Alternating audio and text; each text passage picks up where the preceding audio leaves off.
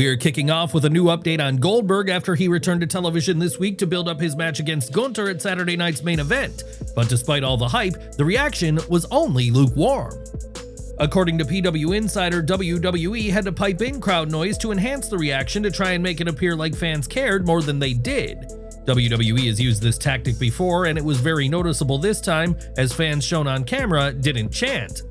Goldberg didn't waste any time cutting a lengthy promo when he confronted the ring general, and instead knocked him to the floor with a stiff punch. However, Gunther narrowly escaped before being hit with a spear. Gunther has now shared an interesting image on social media of them facing off with the caption, "Title versus career," hinting that Goldberg's career is on the line in this match, even though fans know it's his retirement match. Goldberg made an impact with his entrance this week by turning up to the arena in a beautiful red 1970 Chevrolet, and WWE went above and beyond to get that car for him. WWE struck a deal with the owner that included tickets to Raw and an autograph from Goldberg himself, making this a special night as their car became part of WWE history. Saturday night's main event is set for July in Atlanta, Georgia, in what is being promoted as his last ride, but Gunther intends to prevent it from being a victorious one. Will Goldberg end his career with championship gold or ride off into the sunset empty-handed? Let us know what you think in the comments below. WWE NXT will be getting a boost soon in the form of Masha Slamovich, as she's set to bring the TNA Knockout World title with her, as she is going to appear on NXT television soon, according to PW Insider. This will be as part of the build-up to TNA's Slammiversary, where she's competing in a title versus title match with whoever is going to be the NXT Women's Champion. It isn't her first time on WWE television. Still, it is part of the ongoing relationship between WWE and TNA, which is a partnership that already has Trick Williams holding the TNA World Championship. Slamovich will appear at NXT's Great American Bash this Saturday to promote her upcoming title bout, and she'll learn who her opponent will be at Evolution on Sunday night. Former TNA star Jordynne Grace will be challenging Jacy Jayne for the NXT Women's title as part of the all-women's event, with the winner then heading to Slammiversary with the chance to become a double champion. It's a unique storyline with huge stakes because both titles are on the line, which adds huge implications to both women's divisions. Are you into this TNA WWE crossover angle, or is it starting to feel like brand confusion? Should Masha Slamovich retain, or is it Jordynne Grace's time to make history? Drop your thoughts in the comments and let us know what side you're on. Speaking of Evolution, we have some significant news about the event, which includes some spoilers, so if you don't want to know, skip ahead. While the show will feature 2 future stars from NXT, a couple of legends are also set to appear, as Alundra Blaze and Jazz are scheduled to be a part of the event, according to PW Insider. No specific roles have been confirmed at this time, but these Trailblazers will be a part of the show in some capacity. In addition, legendary ring announcer Lillian Garcia is also set to appear, as she confirmed on Instagram that she'll be the ring announcer for the evening. Seth Rollins and Becky Lynch are dealing with a real-life nightmare outside the ring. While they were on the road for WWE, their beachside home in Southern California was broken into during the early hours of Tuesday morning. According to TMZ, the burglary happened around 3 a.m. at their property in Playa del Rey, just hours after both stars had performed live on Monday Night Raw in Providence, Rhode Island. Thankfully, no one was home at the time, including their young daughter, Rue. Reports say the intruders forced their way in through the sliding glass door at the back of the house and took off with cash. It was Rollins who made the 911 call to report the break-in. As of now, no arrests have been made, and the investigation is still ongoing. The couple has owned the house for quite some time and is often seen spending quality time there. In fact, Becky recently posted a photo of Rollins relaxing in that same living room just last month. The situation is a tough reminder that no one is immune to crime, even top WWE superstars. It also brings up the debate about whether celebrities should avoid sharing photos of their homes online, or if that unfairly shifts the blame. What do you think? Should stars be more cautious about what they post, or is this just the reality of living in the spotlight? Let us know your thoughts in the comments. LA Knight has been receiving a ton of support from fans, and it ultimately led to WWE giving him a push since he's currently feuding with Seth Rollins. While he still has momentum, LA Knight admits he could get politicked out of his spot. While speaking on the Raw recap show, LA Knight was asked if he feels underestimated or overlooked in the locker room. He responded that he doesn't really think he's underestimated because people see him as the threat that he is. The megastar admitted that he could get politicked out of his spot, or that there's even some fear of him since he believes he's struck fear into people around there. For him, it's less about being overlooked and more about not yet being brought to his fullest potential, but he made clear that it's coming. You want to talk about overlooked or underestimated or anything? I don't know if I'm underestimated. I'm seen as the threat that I am. Whether that means somehow I get politicked or anything else out of my spot, maybe that's what it is. Maybe there's a bit of fear. I think I struck fear into people around here. But I don't know. It's not so much overlooked. We'll just say that maybe not brought to my fullest potential, if you will, but that's coming. LA Knight understands his value and isn't shy about pointing out the backstage factors that could hold him back. What do you think about LA Knight's comments? Do you believe he could be held back by politics in WWE? Or is his biggest breakout moment still to come? Sound off in the comments. Enjoying the video? A quick like goes a long way in helping us grow and deliver more wrestling news you care about. Independent wrestling veteran Josh Little, also known in the ring as Sir Samurai, experienced a real-life miracle just 2 months ago. After wrestling in the main event at the Pinole Public Library in California on April 26th, everything seemed fine until it wasn't. Once the show ended, Little collapsed in a makeshift locker room. His heart had stopped and, medically speaking, he was dead. Fortunately, fellow wrestler Alex Bell, who is also a trained EMT, was on the scene and jumped into action. He immediately began performing CPR. Speaking to KCRA3 NBC, Bell admitted that he'd done CPR before with no success and feared this might be another tragic case. Little was clinically dead for nearly 4 minutes. When interviewed later, he said that while he doesn't recall everything, he experienced a strange sensation of being pulled back into consciousness. According to him and his doctors, the chances of surviving something like that, and doing so with no significant brain or body damage, are almost non-existent. To prevent future episodes, doctors implanted a defibrillator in his chest. Then, exactly 1 month later, Little stepped into the ring one final time, not to wrestle, but to officially announce his retirement from the sport. Does this change how you see the risks wrestlers take each time they step into the ring? Let us know in the comments. NXT news now, and this week's episode saw a major announcement for Evolution as Ava revealed the NXT representatives for the Battle Royal match at the upcoming event, although the summit quickly turned into chaos as an all-out brawl closed the show. Ava hyped the premium live event before pushing the idea that NXT has the best women's division in the world, and several stars will have the opportunity to prove that this weekend. Jada Parker, Lola Vice, Kelani Jordan, Lash Legend, Izzy Dame, and Tatum Paxley will all be entering the Battle Royal to try and earn a title shot at WWE's Clash in Paris, with the stakes at an all-time high. Jacy Jayne tried to hijack Ava's big announcement, only for Jordynne Grace and Lash Legend to interrupt. However, fans were then stunned by the shocking return of Stephanie Vaquer, who put over Grace and claimed she would win the Battle Royal herself. Other major superstars then turned up, with Natalya, Maxine Dupree, Ivy Nile, Zelina Vega, Julia, and Candice LeRae all making their presence known. All of the NXT stars announced also stormed the ring, while Dame and Paxley just watched on. All of these stars joined the legendary Nikki Bella, who was already confirmed as a participant in what was set to be a star-studded battle royal, where the winner gets an unspecified title shot at Clash in Paris. Blake Monroe hasn't even had her first televised match in WWE yet, but plans are already in motion to flip the script on her fast-rising character. The former AEW star Mariah May, now going by Blake Monroe, debuted last month on NXT and was met with major fanfare. After making a quick impression with an NXT live event appearance, Monroe will officially make her in-ring televised debut at the Great American Bash, teaming with NXT Women's Champion Jordynne Grace against Jacy Jayne and Fallon Henley. But while Monroe is currently positioned as a babyface, Fightful Select reports that WWE has bigger moves in mind. According to the report, a heel run for Blake Monroe on NXT has already been discussed.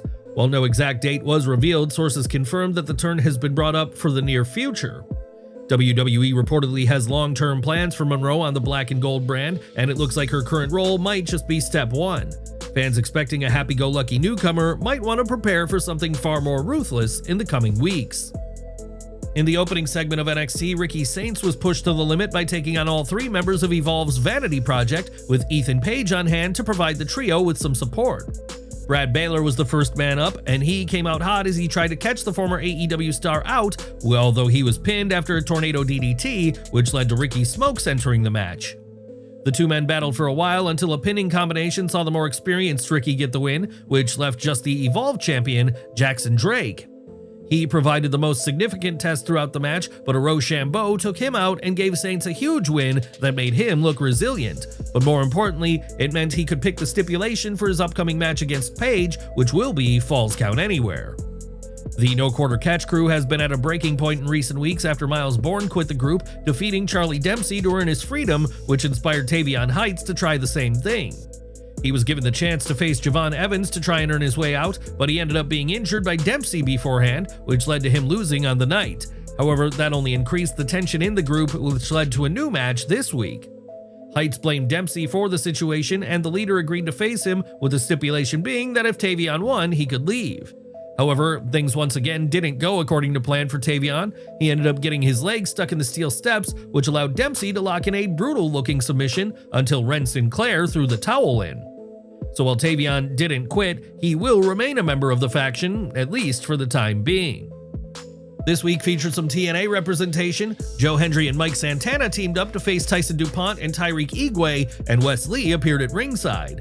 The NXT stars took advantage early on, with Ryze controlling the situation by dominating Hendry, but a hot tag to Santana saw the tables turn as the former AEW star began to take control. However, he ended up without a partner after Trick Williams appeared to attack Hendry, pushing Santana to finish the match alone, which he did with a win. It led to 2 semi-dirty finishes in a row, which is never what fans want to see, although this tag team match fell short of expectations across the board and never truly got going. However, it did build toward the TNA World Title contract signing segment, which will take place at the Great American Bash ahead of the match itself at Slammiversary. Speaking of the Great American Bash, Oba Femi will defend his NXT title against Yoshiki Inamura at the show, and the two men came face to face this week, although Josh Briggs ended up stealing a lot of the limelight. Inamura's tag team partner allowed the moment to get the best of him as he ended up in Femi's face as they exchanged words, which added some tension to the entire segment. However, Briggs was surprisingly booed during this segment, which eventually boiled down to a brawl where Inamura could stand tall and hold his own to look as impressive as possible. WWE also aired a fun video package that featured some Pro Wrestling Noah stars giving their support for Inamura, which was a great touch to showcase how beloved he is. The video also featured Io Sky and the Great Muta. It was clear just how many people believe he has what it takes to dethrone Femi, although if Briggs lets his temper get the best of him again, then it could prove costly.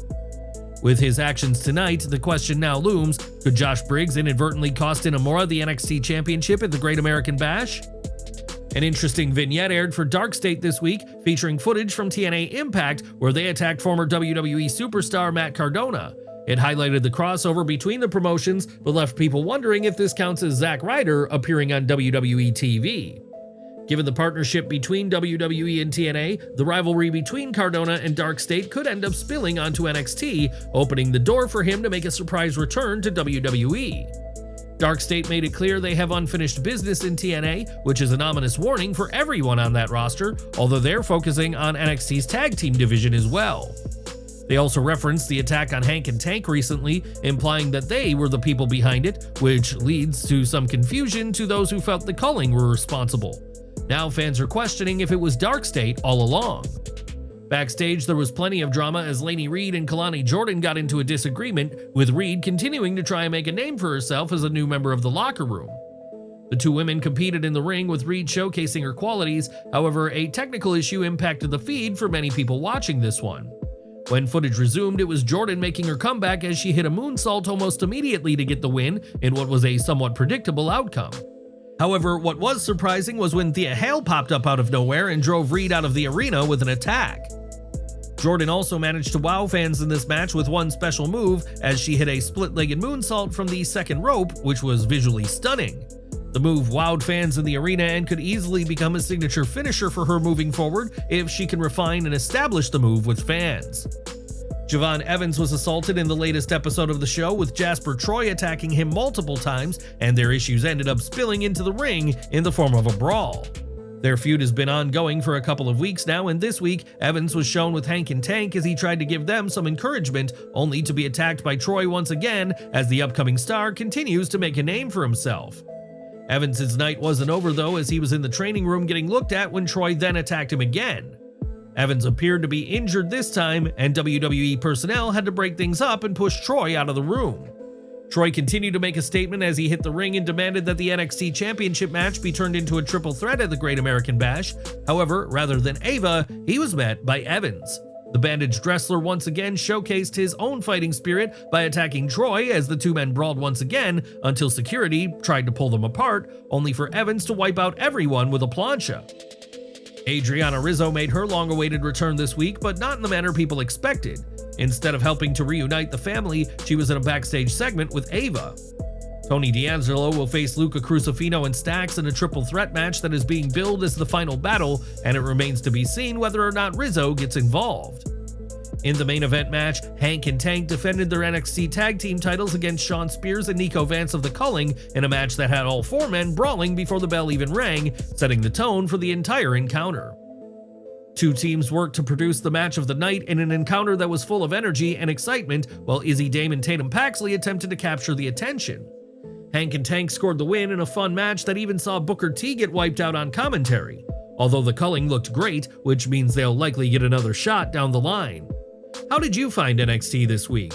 And did the show do a good job of building up this weekend's festivities? Let us know in the comments. In AEW news now, Tony Khan confirmed that Red Velvet is now off the card for both of this weekend's major events due to an injury. An interim ROH Women's Television Champion is now set to be crowned in her absence, as she is unavailable to be a part of Friday's SuperCard of Honor, but no details have been provided about the nature of the injury itself at this time. It'll make the show that little bit less sweet, but the interim champion idea means there will be a major champion versus champion match when she does return. Charlotte Flair has finally opened up about the now infamous unscripted moment on the April 4th episode of SmackDown, where Tiffany Stratton mocked her history at divorces during a live promo. The line, which referenced Flair's 0-3 record at marriages, genuinely caught her off guard and hit far deeper than fans realized at the time.